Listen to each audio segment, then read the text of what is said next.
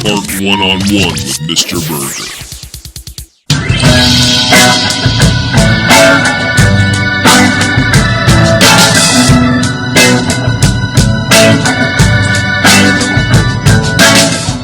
Driving home today, the sunset was beautiful. Did you see it on the way home from work? I didn't. I mean, the sun was kind of coming down. I kind of bounced, so I didn't really see it. Enough? Not late enough. It was beautiful. It was like layers of colors, like oranges and pinks, and then white cloud, like the just puffy clouds, just kind of all around. And it was like one of those things where you just like capture the moment. Like it was so beautiful, just like the small things that make you happy. Speaking of happy, we are here again doing Art One-on-One, podcasting here with myself, Nicole Jordan, the pod boss, alongside your professional artist, master educator, Mr. Burgher. That's right, and congratulations on your new pod boss adventure. You're releasing a new podcast. You want to tell us a little bit about it? Sure. It is called Did She Just Say Chakra? And I'm not the pod boss on that one, so it is a little bit hard because it's like this equal conversation where I know a lot about the topic, obviously. It's just highlighting alternative, holistic businesses in the Des Moines area, different cool places, old traditions, I don't know, fun stuff. So you can post it up on there. Yeah. I mean, if people are interested in the cross-pollination of things, it's not really art, but it's definitely your thing. But it is. I mean, it's definitely. Yeah. It's in your words, art is life, correct? It is. It really is. And life is art, so they kind of commingle. Great. You've got some art right here. That is true. We are going back into a old segment that's kind of rebranding. It never really had a name before. So. Yeah. But now we can officially unveil the new segment, which is Drinks with the Masters. Drinks with the Masters. Like and us being the masters? Well, we're drinking drinks from Art Boozled. You can check that out. They are drinks inspired by contemporary and master artists. And you can go out, find it on, wherever books are sold. You can find this thing. And it's a great book. Highly recommend it. It is interesting. I have corresponded a little bit with the author and gotten the approval to continue to talk about the drinks. And today, the drink that we are going to enjoy, hopefully, is Kehinde Wiley. And he is a contemporary artist. He is. I started to read a little bit about him, and he's very interesting. Like, I would love to learn more about him. Did you know him ahead of this? I know of his work. I've seen his work in different museums. He most notably, he did the official portrait for President Barack Obama, 2018, somewhere in that neighborhood. And a really interesting artist. He kind of cross-fuses old traditional portraiture with very much contemporary, a lot of people of color type topics, kind of an urban feel, in the dress and he's got like iced tea, like painting of iced tea and stuff like that, like rappers and stuff. So he kind of brings the hip hop culture and fuses it with a old school tradition. He's a guy that's my age. He and I are born the same year. And so he and I think there's kind of a vibe of people of our generation that put that together. And this drink, again, from Art Boozled, is a nod to him. A lot of basil-y, flowery sorts of things that are in there because his artwork, as you see the backgrounds and the things like that, are very flowery and organic in that sort of way. I can smell it. And so this drink, last night I had to make a few things up to really put this together. Some some syrups that were infused with basil and some really cool things. So It smells good. I want you to try the drink It and makes see me where we're at. nervous. I mean, I love trying new drinks, but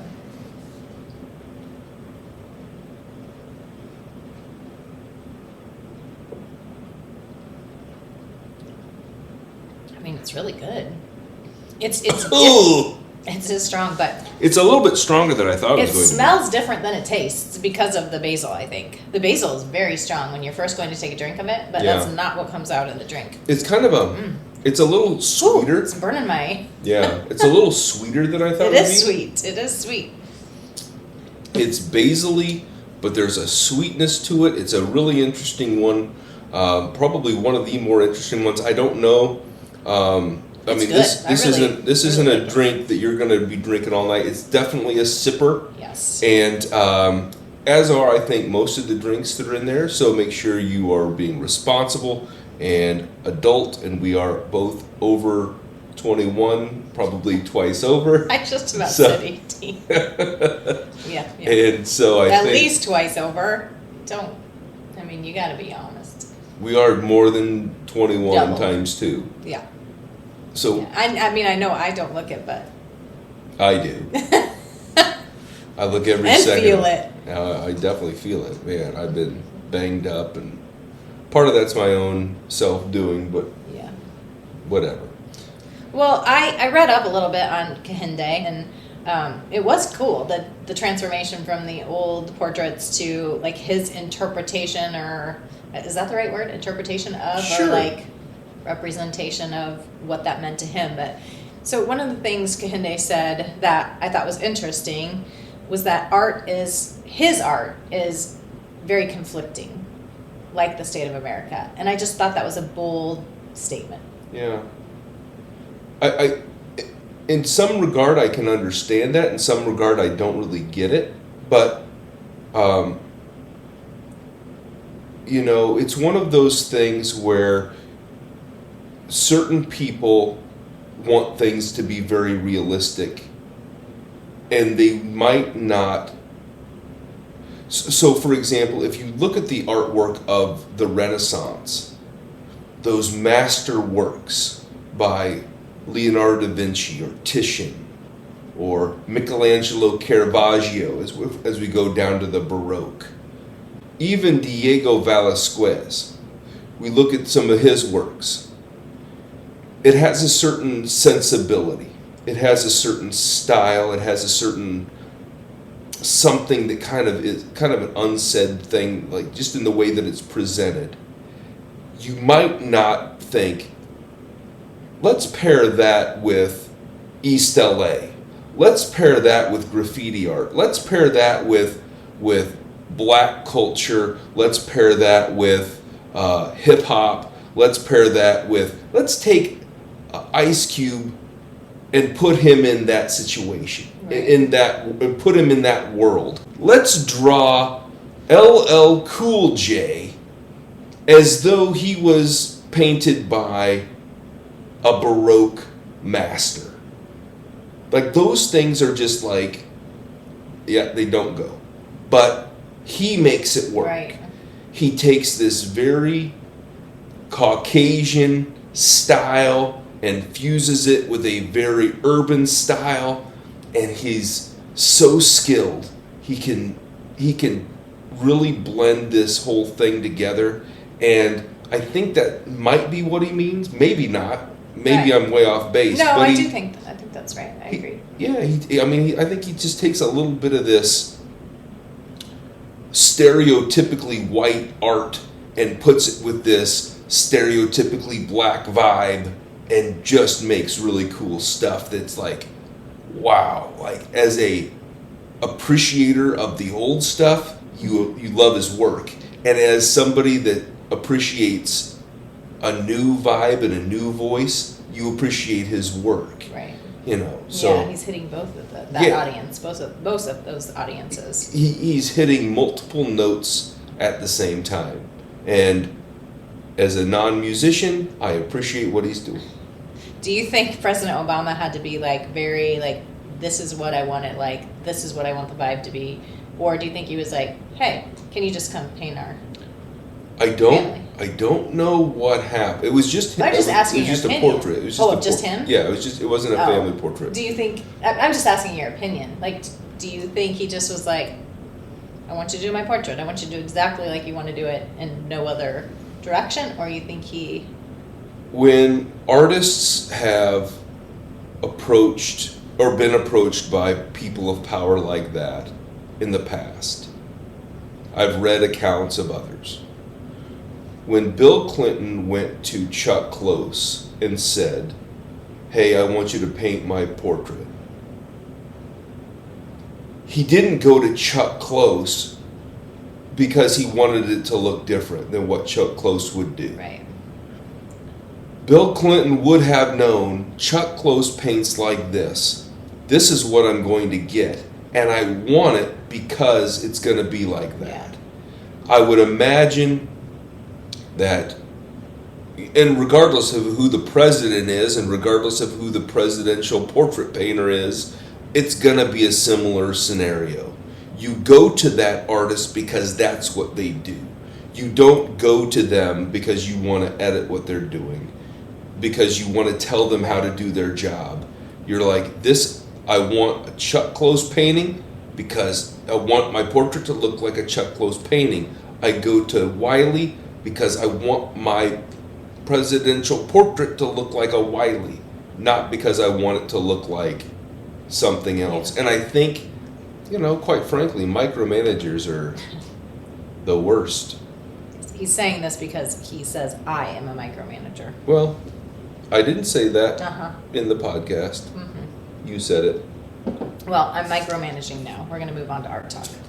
Art Talk, one of those segments that we've had for, the first generation and now the second generation of the podcast. There you So, go.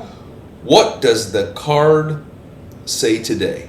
Beginning in 1916, some European artists started a movement they called Dada, a nonsense term meaning rocking horse in French. The Dadaists rebelled against traditional art. Marcel Duchamp created his classic Dada work by drawing a mustache and beard on a reproduction of the Mona Lisa. If you invented your own art movement, what would it promote and what would you call it? First and foremost, I've never heard the rocking horse thing. Really? I've never heard that. I'm not saying it's not true. I've always heard that Dada was named after like a made up baby babble. Like a baby saying da da ba ba da ba ba ba. It just says it's a French term. It's gibber. I was under the impression it was like baby gibberish. That's what it was named after. I've never heard about the horse thing. Again, it may be, but I'd never heard that. Beyond that, Marcel Duchamp, one of the most influential artists,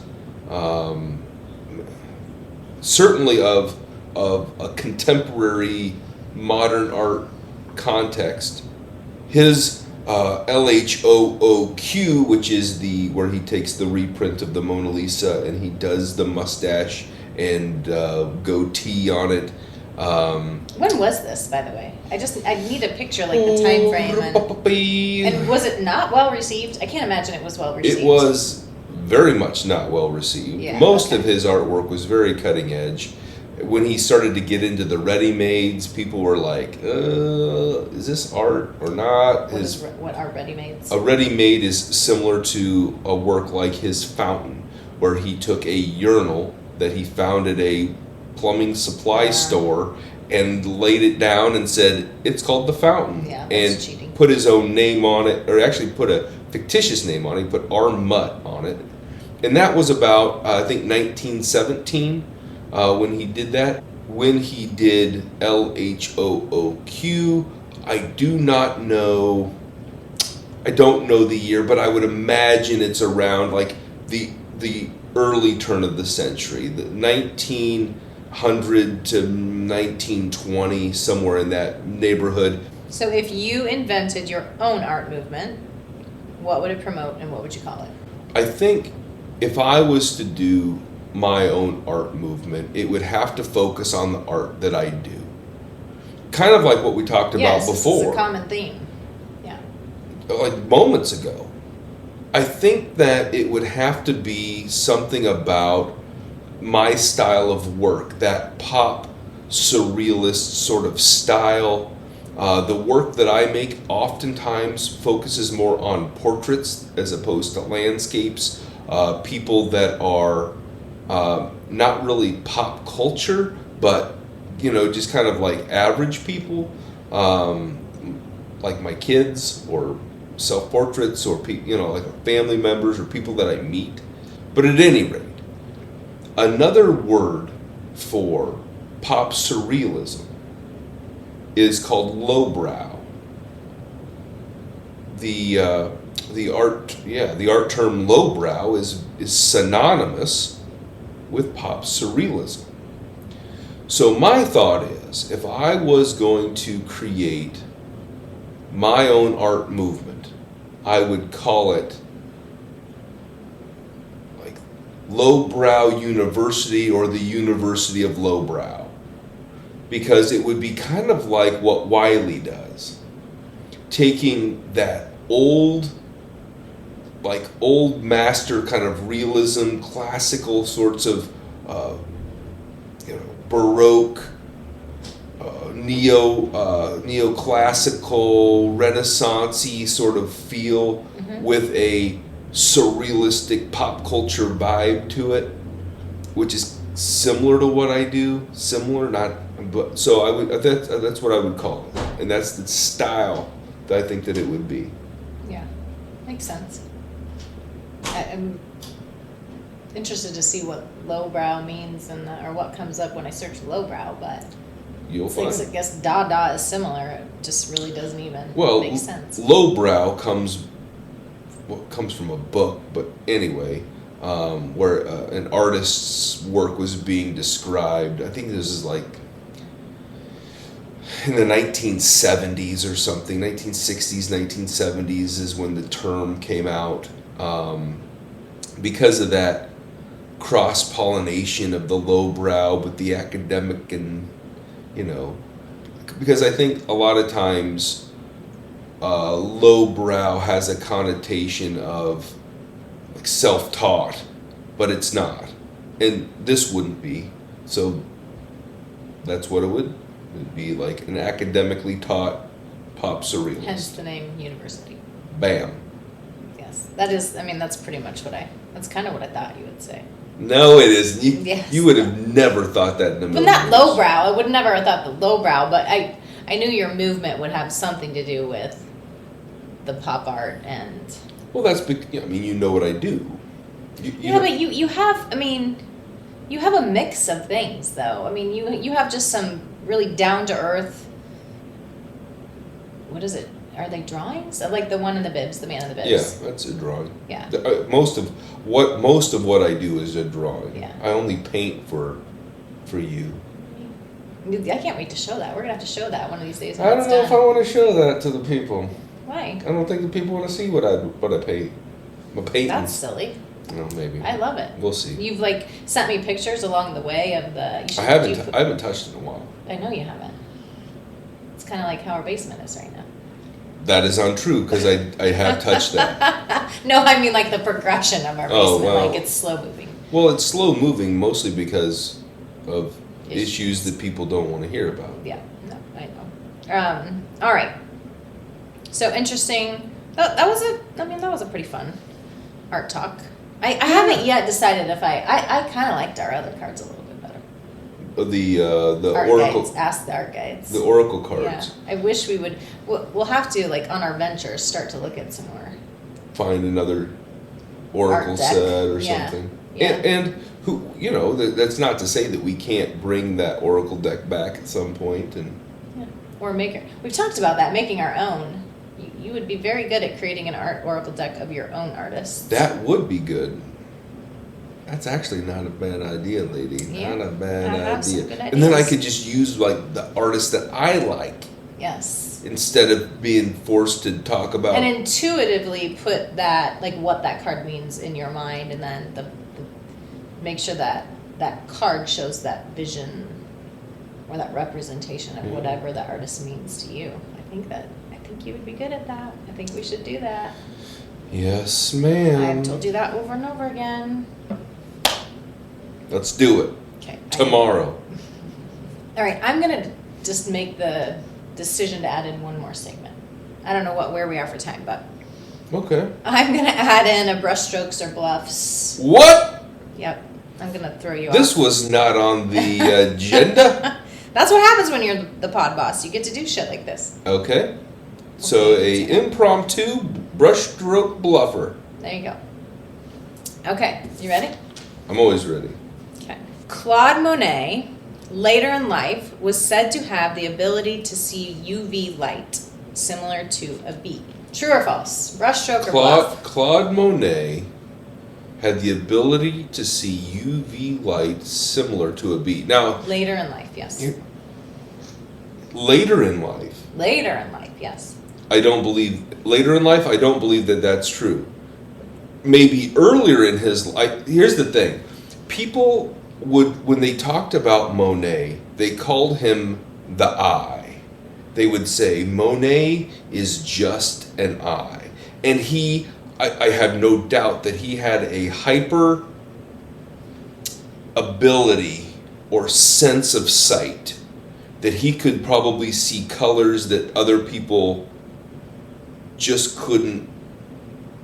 I mean, he was very well trained. As a matter of fact, his brother owned a factory where they made colors and Yes, paint, and I so do he remember was this. very, very well trained in terms of color, and his sense of detecting color was unlike anybody else. However, as he got older, again, I don't know how old you're talking, but as he got older, he had cataracts, he couldn't see, he was becoming blind, he had to have surgery on his eyes. I mean, he was a mess.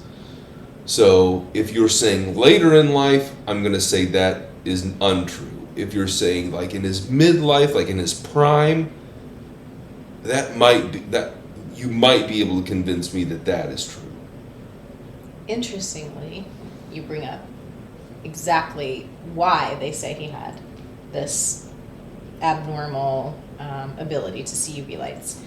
It was due to his cataracts, and back then, so it is actually a brushstroke. So That's true. it's supposedly true. Now, In his older years. well, and here's what happened. So obviously he had that gift even before that, and he was worried about losing his sight and couldn't, like, I guess a good friend of his or something had cataract surgery, lost their sight, went blind, because this was not a typical surgery, obviously, back then. And so he was very conflicted about whether to do that or not. I don't know if they were friends or not. There was another artist who had cataract surgery who, I don't remember if he knew him or if they were friends or acquaintances or what the connection was, but I do know that there was another artist that had this surgery, went mostly blind, and he was just like, nah, I know what happened to that guy. And he Right. was, so. But he decided, in the end, he decided to do it. Exactly. So he had the surgery, and instead of being blind, it created, well, let me just read what it says. Already a master of color, he may have gained the ability to see color beyond the normal human spectrum and peer into the realm of the ultraviolet. Humans have special cells in our eyes called cones that detect color. We have 3 types of cones, but most mammals have just 2 and have relatively limited vision palettes as a result. He apparently got that ability, the same ability as a bee, where he could see all of those different spectrums, which then created light and colors in a very different way that we would see them. So it actually bettered his vision. I don't know if better is the right word. It was probably very hard to get used to, but supposedly he had this extra ability to see these UV lights because of what happened with the cataract surgery. That is incredible. It's interesting. I mean, I'd like I know you're going to research this more and tell me if I'm wrong. I would like to, yeah. I mean, I would like to know what their sources are. I mean, I'm not saying that it's not true. I just like to know, like, how do they know that? How did they come to that conclusion? I will give you the reference. It's called sciencehistory.org that I pulled it from. I don't know whether that's a valid thing or not, but it seems pretty valid. Okay. Well, you know, everything we read on the internet is true. Yeah, you know, it's everything is suspect until you realize what's what. But that's not a bad one. That's an interesting story. Yeah.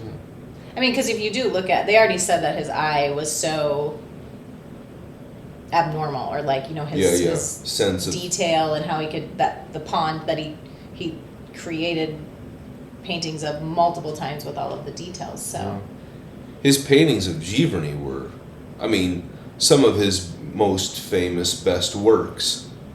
But yeah, interesting. Do you, like, knowing his art and later, like thinking about his art later in life, do you see that? Do you remember that? Do you? The thing is, like, some of his later works, his water lilies, and here's another thing. I went back and I was watching episode 1 of the new episodes that we just released like a couple weeks ago. And I was calling the place where he put the water lilies on display as L'Orange, but it's not L'Orange. I was wrong. It's called the L'Orangerie. It's down in the books. It's called L'Orangerie.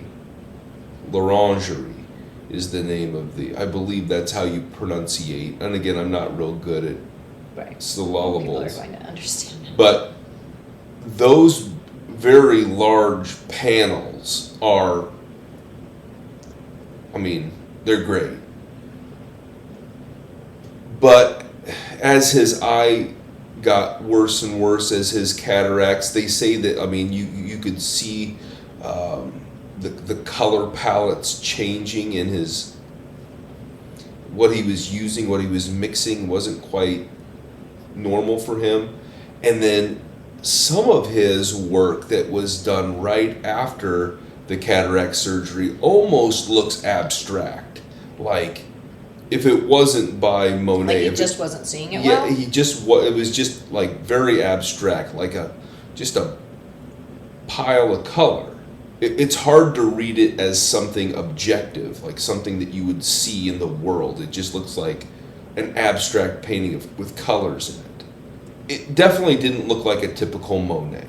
So, at any rate, I don't see that heightened color thing, but maybe, again, you know, when you're little and you, for example, when my daughter, who wears glasses, first put glasses on, it took a while for her eyes to get used to seeing through the glasses, to seeing what was like a normal way. Or when kids have cochlear implants or whatever, it takes a minute to get used to all of the sounds and things. Well, the brain has to adjust to that. And I think that maybe that's true for Monet too. He maybe had to get used to his new way of vision.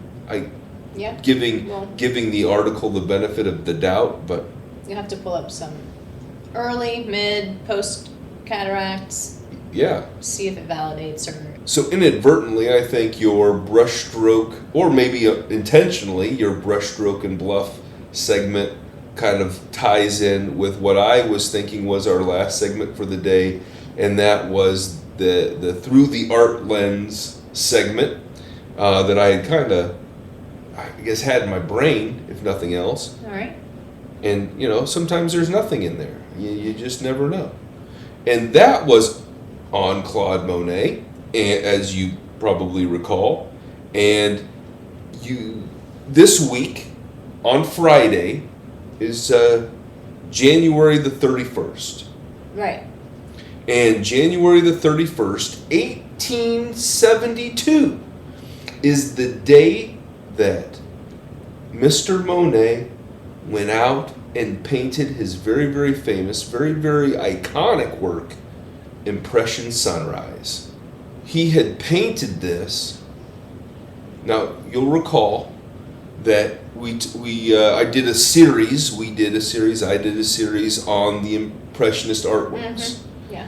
And the very first Impressionist show, the crown jewel of the first Impressionist show was Impressionist Sunrise. And the Impressionists would eventually get their name from Louis Leroy, who criticized Impression Sunrise, saying that it was going to give him a stroke. He hated the painting. I do remember this. Okay, I am familiar with this. And he said that he hated it so much, and he was not a painter. He was doing an impression of a painter, and a very poor impression of a painter at that. Yes. And so the Impressionist said, you know what? If he's going to say that being an Impressionist is bad, that's fine. We'll just call ourselves the Impressionists. And that's how they get their name. And this painting was painted, again, 1872. He hung on to the thing for 2 years before he finally put it on display, to have it torn apart and criticized, only to be the namesake of the Impressionists. That happened 152 years ago on Friday, January the 31st. So there you have it. Interesting. Through the art lens, one of the truly great masterworks of Monet, one of the great works of the Impressionist time period, and, I mean, arguably one of the most iconic paintings in art history. Why didn't you bring that up when I was talking about the sunset when we started? I mean, that would have been a perfect segue into that. I wasn't thinking about that then. Okay. You got to get on your game. Now that the podcast is almost over, I'm glad I'm finally on my game. Good job by you. You know, I do what I can do. All right. Well, thank you for watching, everyone. Hopefully we brought you some good information. I thought that was a fun podcast. Lots of different topics, lots of different segments, that one. Yeah, we were kind of all over the art spectrum today. That's right. And I do love the drink. If you want to check that out, you can post that. It was definitely a sipping drink, as you can tell, but very good. Yeah, it's a good one. Check out all of the art things that we talk about as we go. Art Boozle is the name of the book.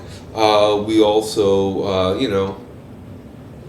would appreciate if you hit like, share, and subscribe, being the most important one, and give us your support, because we have been putting a lot of time into it. I appreciate that. I'm in the middle of thinking about it. My brain the needle kind of skipped, if you understand the 70s 80s reference, and boom, you got it right back in the groove. That's what I'm here for. Very pod bossy of you. Yes. Thanks for watching. See you next time.